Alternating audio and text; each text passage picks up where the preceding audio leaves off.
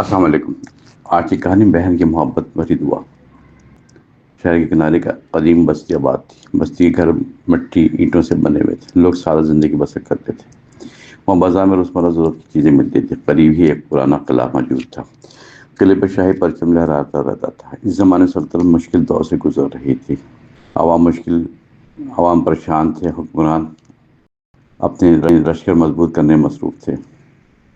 سرحدوں پر دشمن کی سرگرمی بڑھ رہی تھی۔ ہر طرف مستقبل کے بارے میں تشویش تھی۔ اس بستی میں حارث نامی نوجوان رہتا تھا۔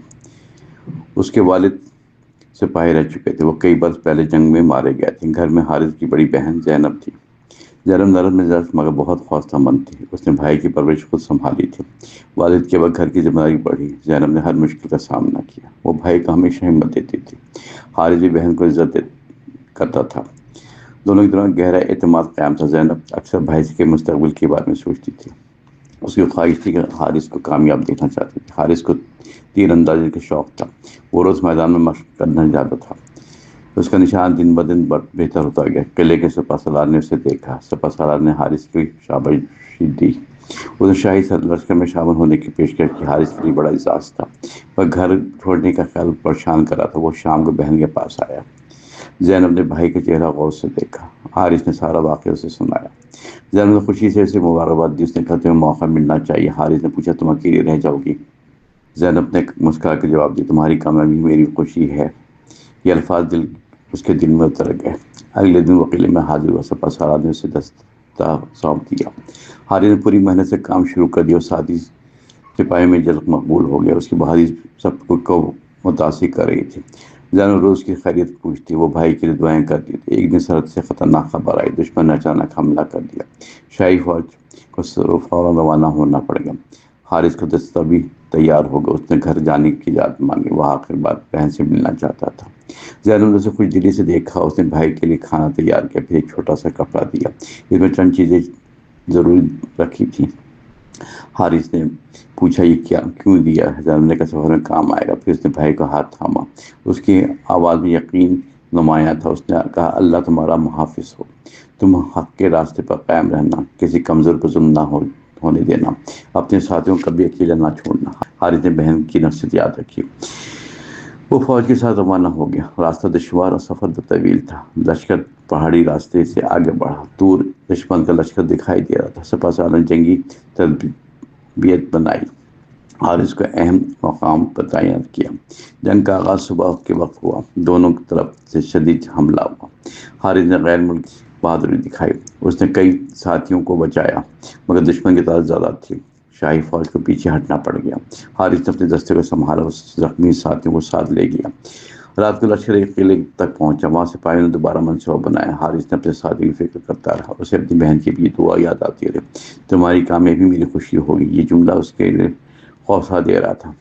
اگلے دن فیصلہ کن مقابلہ ہوا۔ سپہ سالار نے تمام جوان جمع کیے۔ اس نے انہیں اتحاد کی تلقین کی۔ حارث نے بھی مختصر بات کی۔ اس نے کہا ہم حق کے لیے لڑیں گے۔ ہم اپنے لوگوں کو بے سہارا نہیں چھوڑیں گے۔ سپاہیوں کے حوصلے بلند ہو گئے۔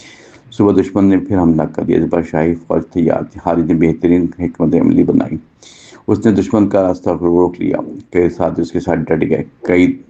کافی دیر تک جنگ جاری رہی۔ آخر دشمن کی صفائیں کمزور ہو گئیں۔ شاہی فوج نے بھرپور پیش قدمی کی۔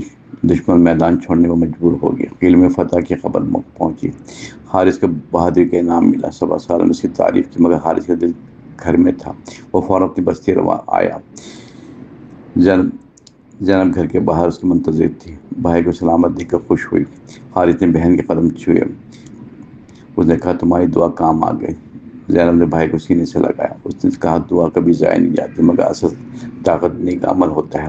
حارث نے بہن کی بات قبول کی۔ کچھ عرصے بعد نئی آزمائش شروع ہوئی۔ بستی میں سخت قحط پڑ گیا۔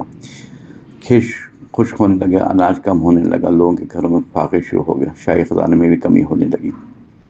حارث نے اپنی جمع پونجی نکالی۔ اس نے غریب خاندانوں میں تقسیم کر دی۔ زینب نے بھی اپنے زیور بیچ دیے۔ اس رقم سے اناج خریدا گیا۔ دونوں نے مل کر بستی سنبھالے۔ لوگ اس کے شکر گزار رہے۔ ایک بوڑھا کسان حارث کے پاس ہے۔ اس نے کہا تمہارے والد پر فخر ہوتا ہے۔ حارث نے جواب دیا میری بہن ہے۔ اس نے مجھے خدمت کا راستہ دکھایا۔ زینب نے فوراً کہا خدمت سب کی ذمہ داری۔ اس کے الفاظ سب کو متاثر کیا۔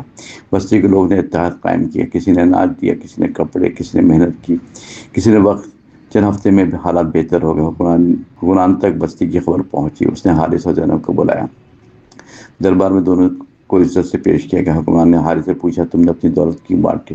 پھر بولا، مجھے یہی سکھایا گیا۔ زینب نے بھی کہا، کسان کی اصل دولت کردار ہے۔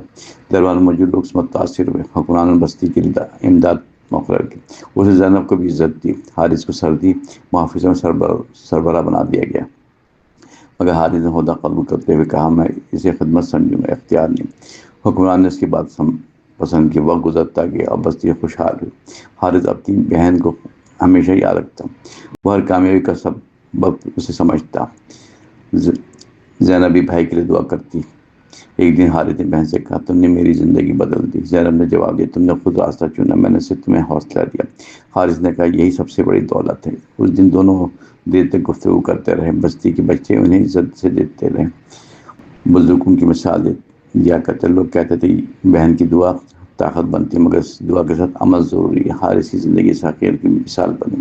اس نے بہن کی محبت کو ذمہ داری بنا لیا، اس نے طاقت کو خدمت میں بدل دیا، اس نے عہدے کو غرور نہیں بننے دیا، اس نے کمزوروں کا سہارا بنا۔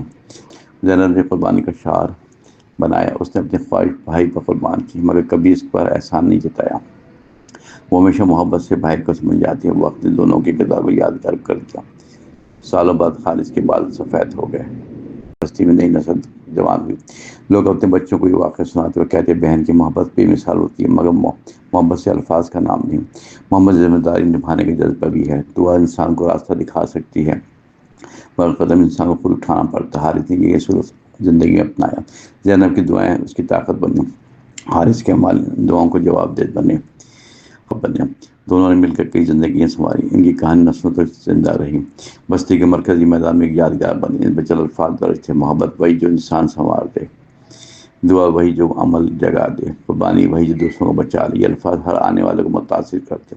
لوگ وہاں رک کر بچوں کو سمجھاتے، زندگی میں رشتوں کی قدر ہمیشہ کرو، خصوصاً بہن بھائی کا تعلق نبھاؤ، مشکل وقت میں ایک دوسرے کا سہارا بنا، اپنی کامیابی کو دوسروں کی خوشی بناؤ، اختیار ملے تو انصاف کا مقدم رکھو، دولت ملے تو ضرورت مندوں کو یاد رکھو، علم ملے تو دوسروں کو فائدہ پہنچاؤ، اور دعا ملے تو اسے عمل دو۔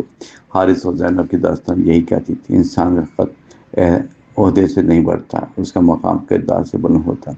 محبت دل کو مضبوط بنانے والی طاقت ہے۔ سچی دعا انسان کے سفر کو روشن کرتی ہے، لیکن کامیابی مسلسل کوشش سے حاصل ہوتی ہے۔ یہ اس تاریخی داستان کا اصل سبق ہے، کہانی کا سبق۔ بہن بھائی کا رشتہ محبت کا خزانہ، سچی محبت مشکل وقت میں سہارا بنتی ہے، دعائیں انسان کے حوصلے کو بل مضبوط کرتی ہیں، مگر دعا کے ساتھ کوشش بھی ضروری ہوتی ہے۔ حارث نے بہن کی نصیحت ہمیشہ یاد رکھی، اس نے بہادری کے ساتھ خدمت بھی کی۔ زینب نے قربانی دے کر محبت نبھائی، دونوں نے انسانیت کو اپنی ترجیح بنایا، اس وجہ سے اس کا نام زندہ رہا۔ انسان کی اصل پہچان اس کا کردار ہے۔ طاقت ملے تو کمزوروں کو یاد رکھو، کامیابی ملے تو اپنے محسن یاد رکھو، اور بہن کی محبت بھری دعا کبھی نہ بھولو۔